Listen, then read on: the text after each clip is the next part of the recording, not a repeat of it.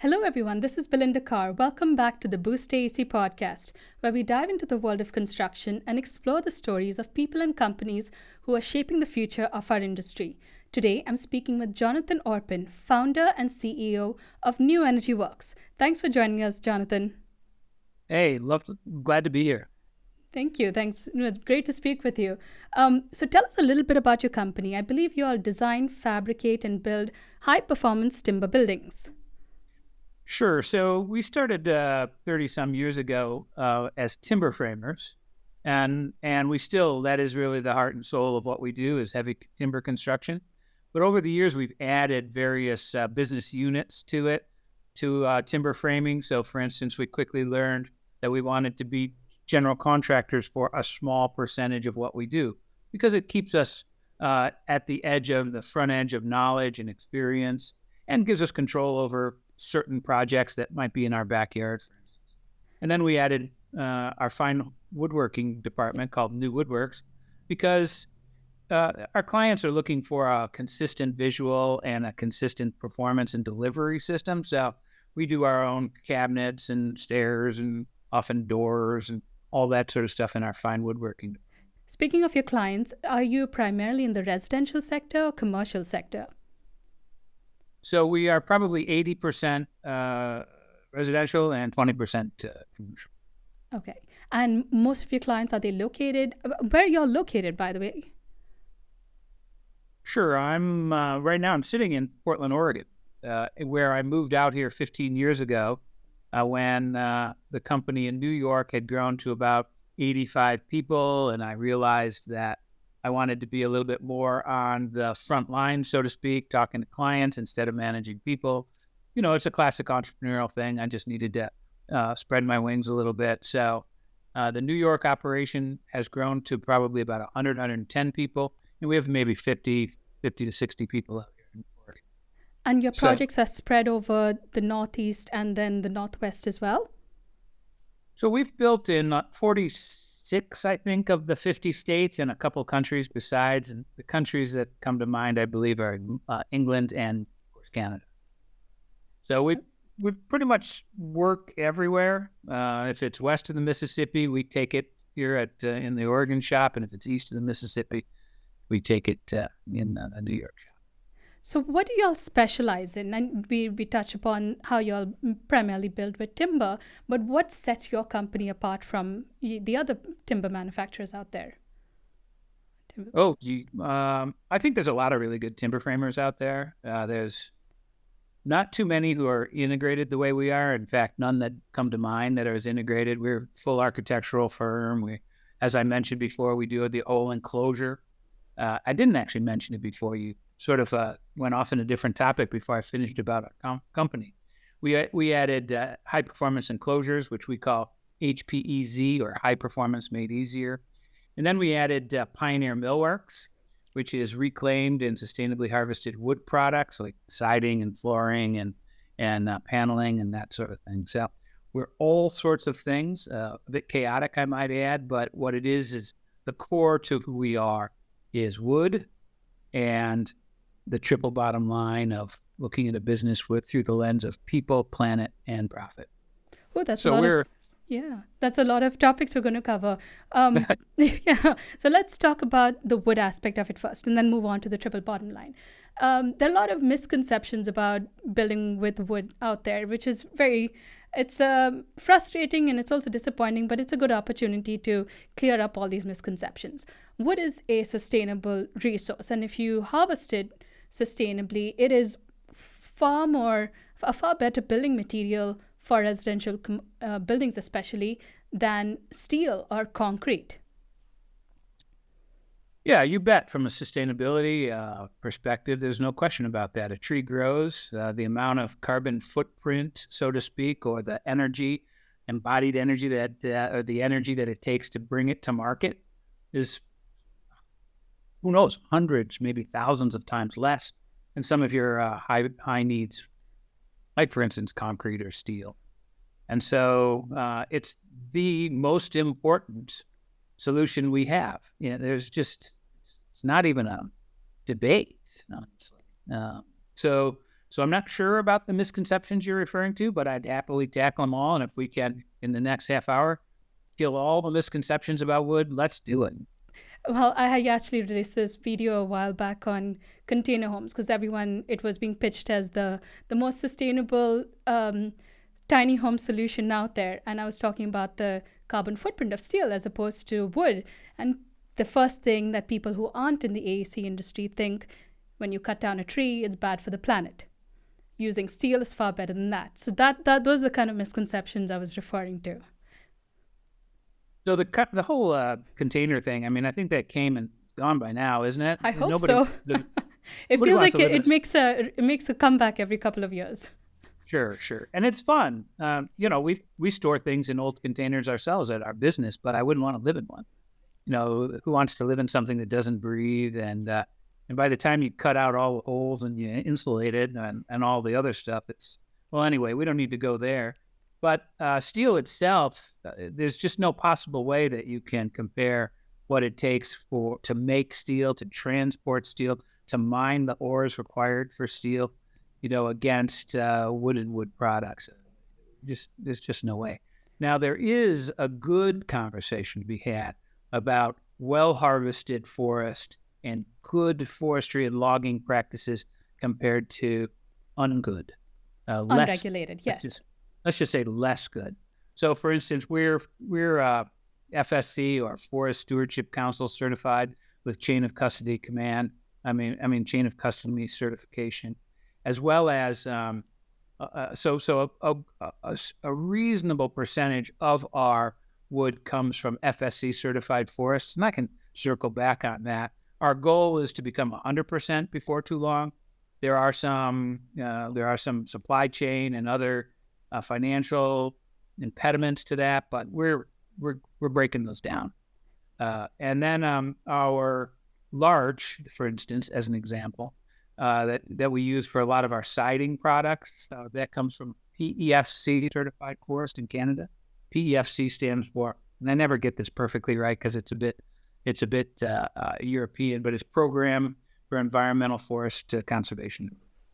That's a European standard more than it is, and so the Canadians who sell a lot to Europe are often PEFC as opposed to FSC certified, though both are important. They're third-party, independent certification systems, and they're both rigorous. Unlike the SFI, which is Sustainable Forestry Initiative, which is more of a industry-based initiative, which is better than nothing, but nothing's a pretty low bar. That's very true. So talk about the wood that you all source. You all source it from different third-party suppliers that log it from different parts of the country and even from Canada as well? Yes. Okay. And so do y'all just do any CNC routing and final finishing, but y'all don't actually do the processing of the lumber in-house, right? Yeah, so Belinda, we're timber framers, which means we start with big timbers. Those big timbers come to us rough sawn from a sawmill or a kiln. For instance, in our case, almost all our wood is kiln dried.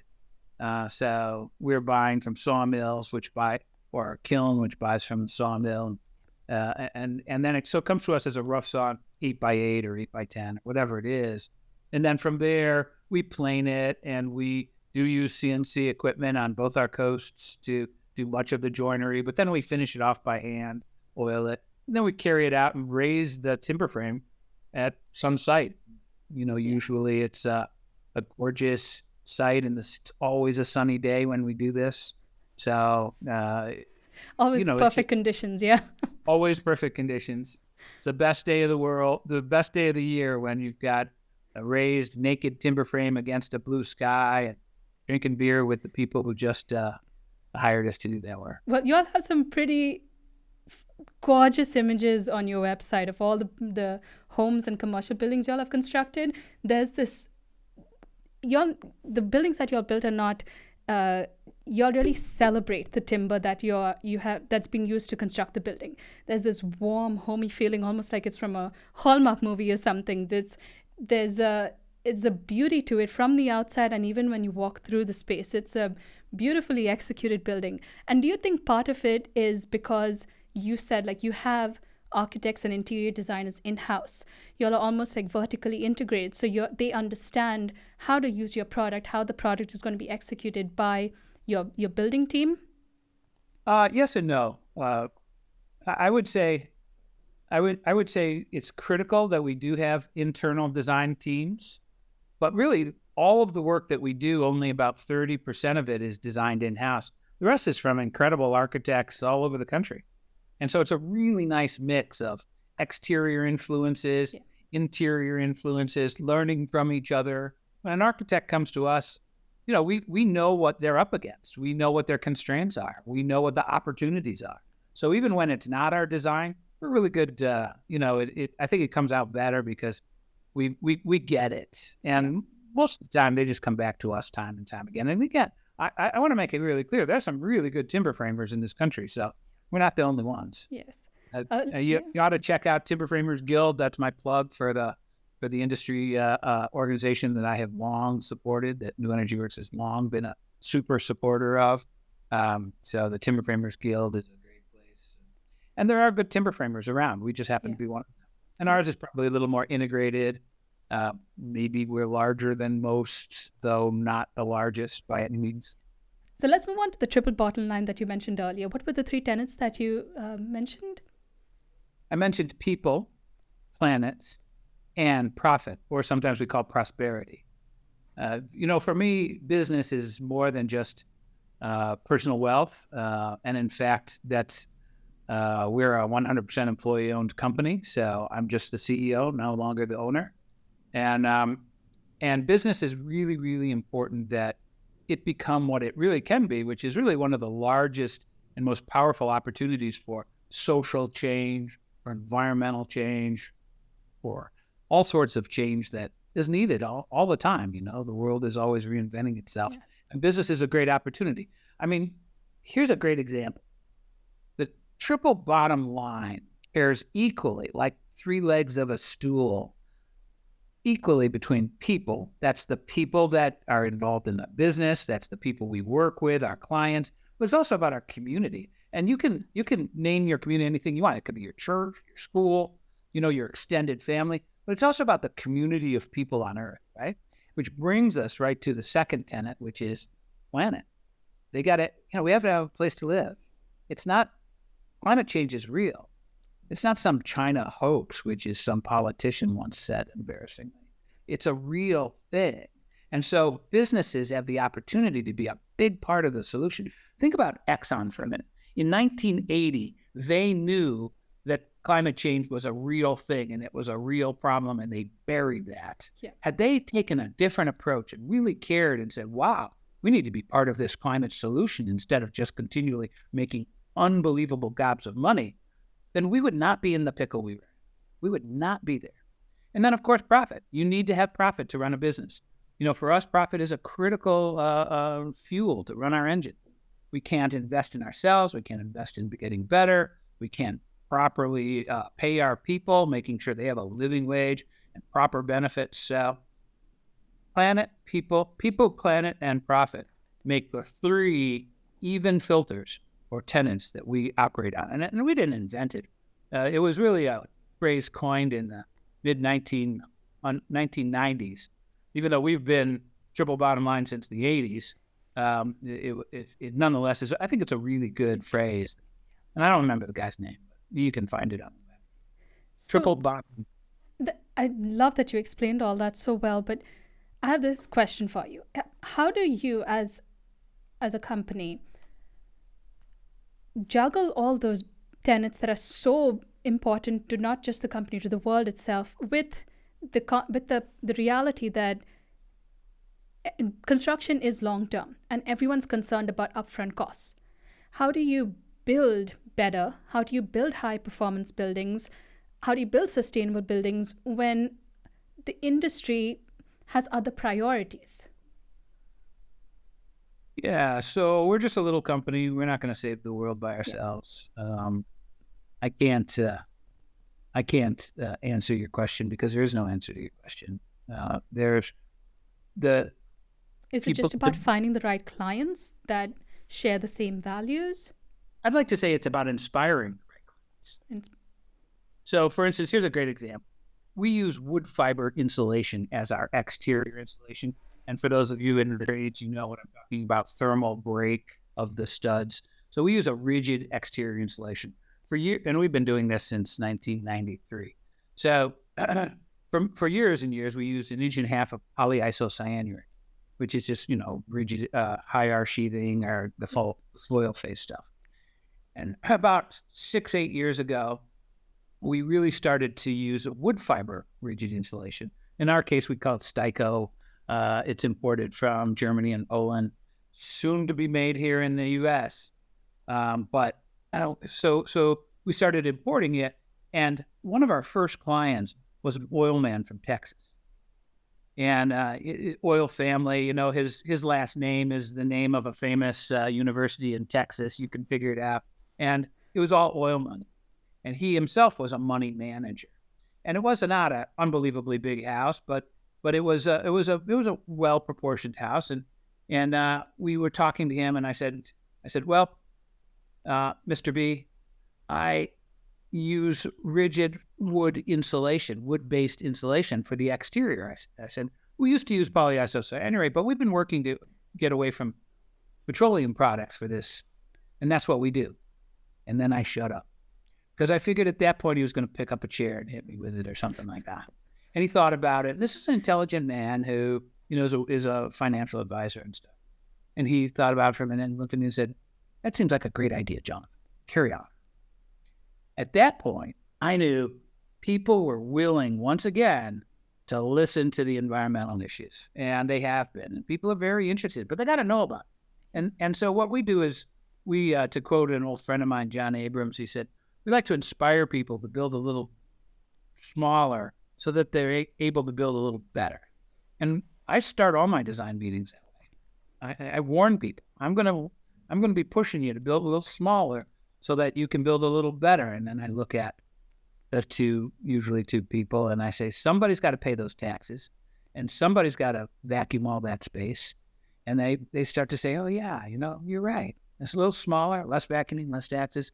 And by the way, it happens to be a lot more comfortable, easy to heat or cool, and good for the planet. So even doesn't really matter what your interest is, all of these things land home in a nice spot. But people need to know about it. That's true. Or be inspired. That's what we say. We try to inspire people. I'm reading this book right now, Pretty Good House. And in the book, they're the same features that you were talking about, building smaller, building better. It really breaks it down into really simplistic terms, even for people who aren't experts in building science. Explains it in visual and very simple terms. And it's great to hear you speak about that and talk about inspiring, not just educating, but inspiring your clients to go down that path. We don't all need mansions in our suburban homes if they're all poorly built and leaky homes that have extremely high operational footprints. We can do with less. So a lot of people say that McMansion. McMansions, yes. That's the classic. I also like Starter Castle. I think that's that's a new one. But it's. We build some big houses. I'm not. There's some amazing architects, amazing clients. Pays a lot of good bills. We built some big stuff. But one of the things we say is it's better because we were there. So in a perfect world, maybe we've convinced them to build 10% smaller, or certainly 30% better when it comes to the important things, which is the high performance of the envelope, but also the low carbon footprint of the materials. And this is something I hope we can talk about, the carbon sequestration of those materials. One of the things we're trying to do right now is figure out what to do with an overheated planet. And that's because there's too much CO2 in the air and in the atmosphere. And so how do we sequester some of that back? And certainly wood, properly harvested wood, that's a big one. Yeah. The use of wood and the use of properly harvested wood, that's a big one. And what other methods do you all adopt to tackle carbon sequestration? Yeah, so that's the biggest one. I got to be honest. Wood fiber insulation too. Well, right. Wood timber for the structure, wood for the enclosure, wood fiber insulation. Those are all really great things. I will say that we just poured 200 yards of concrete for a project we're doing. It's a large industrial building, 20,000 square foot, so it's not that large, but an industrial building that we designed to be wood-framed industrial building. Now, here in America, everybody thinks, oh, you have to have steel or tilt-up concrete, both of which are anathema to me when it comes to environmental issues. So we took a European set of glasses and put them on and said, well, what other options are there? So we've got these 90-foot clear span glulam trusses, that we're using in this. We are enclosing the building with basically a modified stud wall full of wood fiber insulation. So there's all of that in this building. But interestingly, we also put biochar filler in the concrete mixture, which is really fascinating. So I'm sorry I'm going to space out here on exactly how many tons, but I think it was like 30 tons or something worth of carbon that we were able to sequester forever in that concrete slab and footer because we went this way. It's biochar is one of the fillers instead of sand, which does a few things. Because biochar is carbon-based, it actually sequesters the material, the carbon. But also it's nearby. I'm not bringing sand from a long distance to make that concrete. So anyway, it's a pretty cool process. I might suggest that if anybody's interested in that, they look up solidcarbon.com, solidcarbon.com. Those folks are friends of mine who started out here in McMinnville where we are. So just coincidentally in the same place. But, that's another area where concrete, which is the second worst offender for the GWP, global warming potential, after coal burning in the planet, if we can suddenly help make concrete not as bad. So high performance buildings can cover a lot of different topics, and one of them is passive building or passive house construction. Is that something that you have passive house designers and builders on your staff?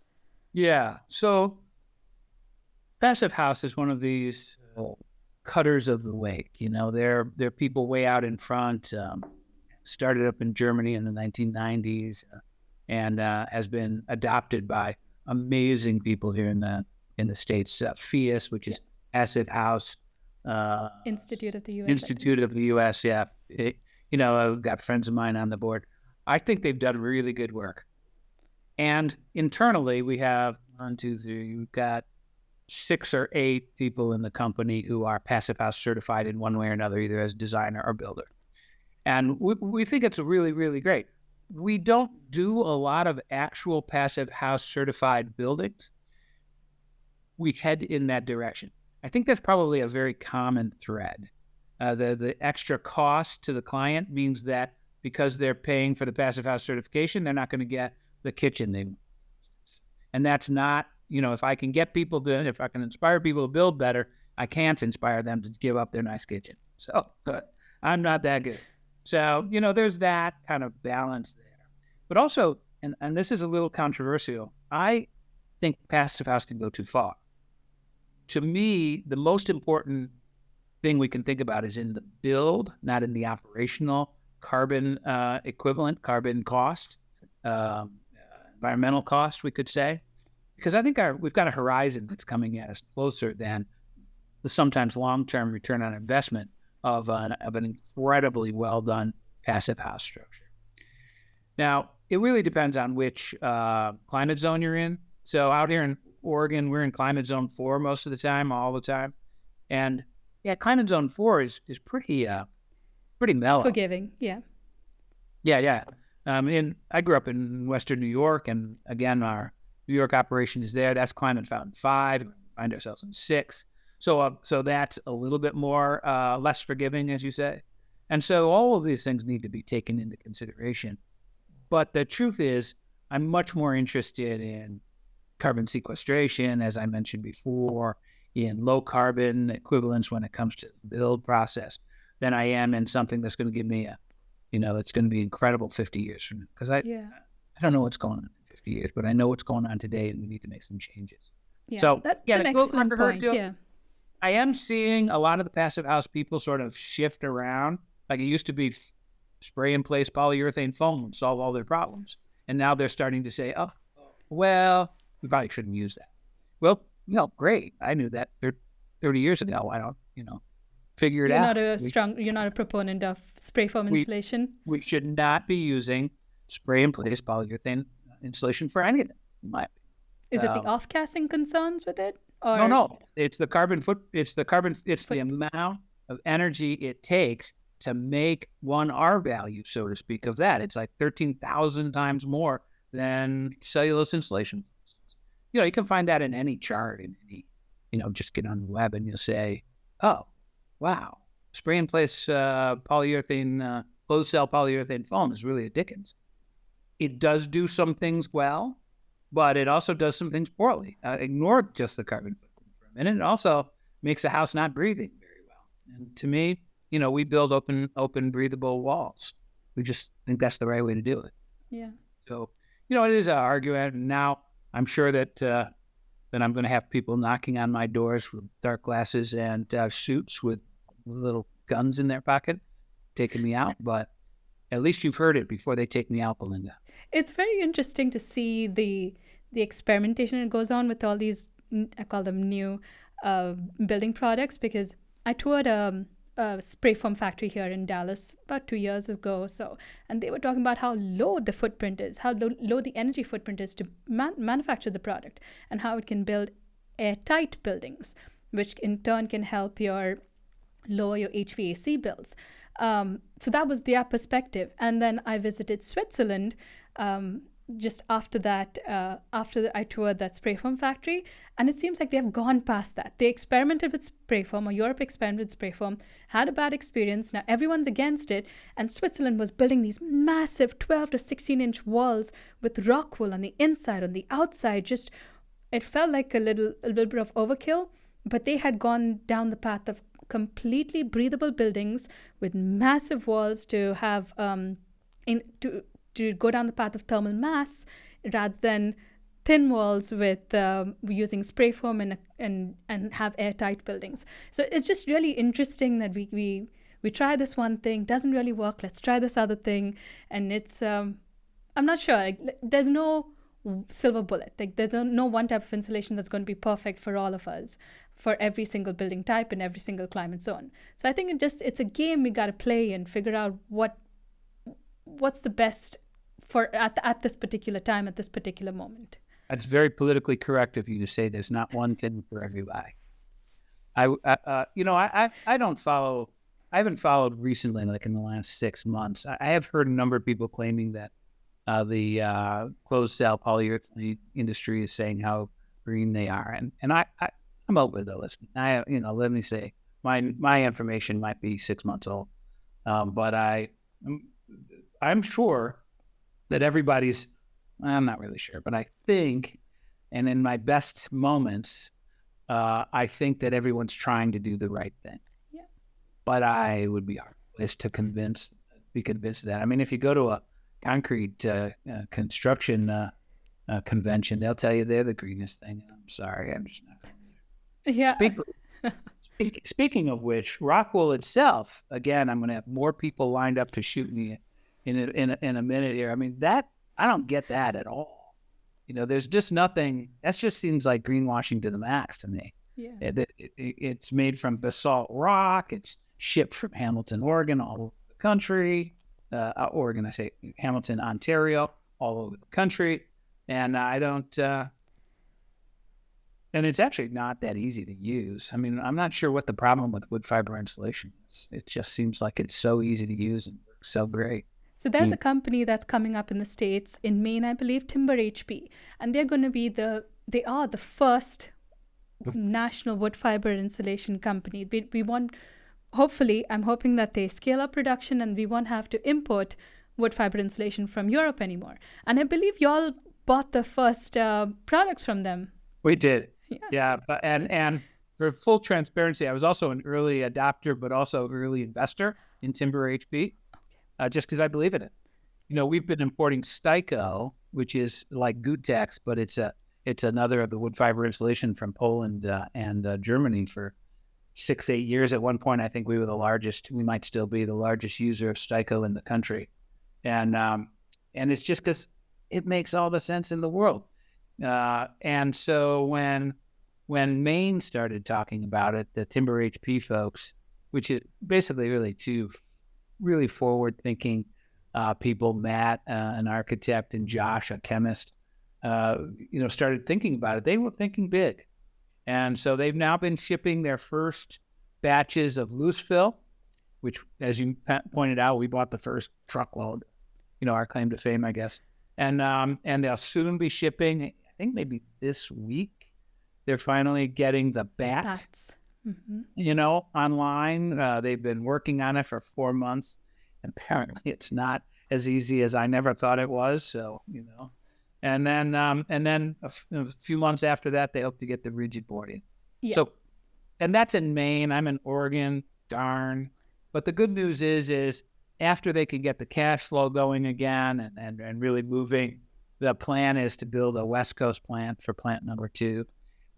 We think that's probably 3-4 years out. It's hard to know. This stuff, shockingly, you cannot snap your fingers and suddenly have a $300 million plant operating. Speaking of new plants, I saw that you all had a groundbreaking ceremony recently for a new plant in Oregon. Yeah, that's that one I was telling you. 20,000 square foot new timber cutting line coming in from Italy in a few months. But that's that building that we got to experiment with. We are our own client on that. So I was bound and determined to walk our talk, which is, what do we do with wood? We're a wood place. Oregon is in the middle of timber country. So why would I bring steel from China? Yeah. Right? Why would I do that when I can bring glulam from the Willamette Valley and the Siuslaw National Forest and the gorgeous lands out here? And a lot of it is really well harvested. It's not all, don't get me wrong. Clear cuts still suck. They expose microbes in the soil at a much greater rate, letting them off up into the atmosphere. But it's still better than steel from China. Correct. So are you pretty excited about all the new policy changes we've seen in building codes when it comes to mass timber construction? Oh, yeah, that's a wonderful lob. I used to say years ago, I would say, hey, if you're saying that you're code compliant, what you're really saying is anything less and you're illegal. That's true. Nowadays, though, I'm actually pretty proud of a lot of these codes. They really sometimes they push us. We're like, oh, really? I need more in the ceiling of this, whatever. Our own new plant, for instance, we actually had to increase what we planned on, even though it's not going to be a heated facility. Don't tell that to my coworkers, but it's not going to be particularly heated anyway. So you just have to manufacture some biochar out of the waste material. That'll heat up the facility. That's right. We'll have a 55-gallon drum in the corner burning biochar. So yeah, it's we're pretty excited about it, honestly. We just poured the slab I was telling you about, and next week we start raising a glulam skeletal structure, and then at about the same time we're going around putting in wall panels. It's good. It's stretching us, both of our from a design standpoint on some of these right at the edge technologies, but also it's a big investment. Do you see yourself moving more into or accepting more commercial projects once that facility is up and running? Yeah, you bet. We're in the midst of building the headquarters for Starfire Lumber, which is a big third-generation timber cutting mill down in Cottage Grove, Oregon, and it's going to be a real marquee project. We've done a lot of commercial projects, but we see that as an opportunity for us. The commercial world, we can't compete at the lowest level of it. My craftsmen don't know how to do a sloppy job. They just don't. It's just not in their lingo. It's not their skill set to do a sloppy job. I don't understand it, but you saw Belinda, I'm like, come on, do a crappy job. They just look at me like I'm not talking to them. But there's a lot of commercial work out there that is looking for a higher craft, a higher sense of either design and the implementation than they're used to. And that's where we fit in. So what are the future plans do you have for your business other than this massive expansion? Yeah, well, so there's that one in Oregon, and then in the New York office, we are actually about to we're buying additional land. We've got plans to repeat the new investment in equipment that we're doing on the West Coast back to the East Coast. We're reinventing our HPEZ, high performance made easier offsite panelization line, and at the same time, we're completely rebuilding our Pioneer Millworks a linear goods line there. So we Damn, don't have lots of time to stuff going breathe. on. Yeah. Oof. So can you Drives tell me me a nuts. little bit Never more? boring. Yeah, can you tell me a little bit more about the high performance panels that you just talked about? Sure. Offsite construction, offsite panelization is really a hot button in the industry right now. There's good reasons for it. There's labor shortages in certain markets. Up on the side of a mountain, you have a shorter build period. There's some people say there's quality control, capacity, and issues that are easier. It can be oversold though. So for us, our DNA is custom and high quality, and that custom offsite panelization is kind of a holy grail. It's hard to really do a good job with, and so we have a certain amount of semi-automated European equipment, but plus high skill and quality people who are really looking at, how do we enclose this building, whether or not it has timbers in it. We're doing both timbered enclosures and non-timbered enclosures. There's slight structural differences in the two, but either way, you got to keep the weather out. Yeah. So it's been a long learning curve. I mean, a long learning curve. We did our first one in 1993, I think I mentioned earlier. But we've been working at it, doing offsite construction all that time, mostly just for our own projects. In fact, pretty much only for our own projects. But one of the things we really want to do is we want to share our knowledge and preach the gospel of high performance and low carbon equivalents. So we created this HPEZ, high performance made easier effort to try to make it easier for that builder who would like to care, but maybe just doesn't have the bandwidth. And there's a lot to learn, or who wants a special marketing niche because he or she can say, "Hey, we're high performance," whereas before all they could say is, "Hey, we're normal, just like everybody else." So it gives them a little bit of a niche. So we are trying to make high performance easier. It's not easy. Yeah. So unfortunately, seen a lot of modular companies struggling over the last couple of months. In the last couple of years, I mean, last couple of years. Naming a successful model, it's, Blue Homes went out, and there are Modulus was another one just recently. Yep. Dwell Homes or something. They've tried. Is that because, like you said, it's so difficult? Modular construction is so difficult. It's and there's so much money that has to go into it in order to fully automate the line.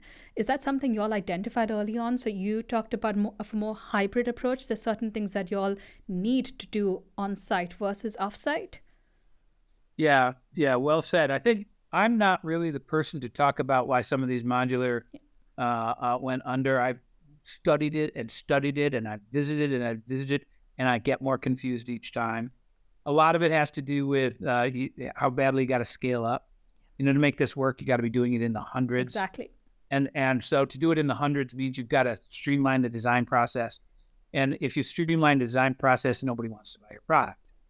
So it's really this self-defeating cycle where we've got 60 models, and I can't believe you don't want to buy one of them, Mr. Mrs. Consumer. So I know that's what happened in Blue Homes. A friend of mine was there at the beginning through the end, and she just said basically they had all these designs and never did they sell one. And so each one was reinventing the wheel. A unique project, which doesn't work with modular construction. Yeah. It doesn't work well, that's for sure. They just keep going under. So in our case, we went into it with eyes wide open and saying, we know we're not going to be that. We're not going to be doing 200 projects a year. We're going to try to manage our size, continue to do what we do, which is sort of the more difficult, the more custom, but realize that we're not going to be able to, compete with, the modular home down the road that is just doing roll-offs and double wides. That's just not our DNA. I don't disrespect them. I mean, particularly the ones who are trying Someone has to tackle that problem, and it's admirable. And I hope we learn from. We're going to see some failures, but I hope we learn from them. And the next Katera to come up, we is hopefully successful. Oh, you know what? It's easy to be a Monday morning quarterback, but I was a quarterback that day the first time I saw him at the Timber Conference, and said that is a lot more chutzpah than knowledge. So that was just a drag. And if your listeners aren't aware, Katera was a multi-billion-dollar effort that was going to redefine the whole construction industry as they looked down their nose at centuries and generations of builders and saying we didn't know what we were talking about.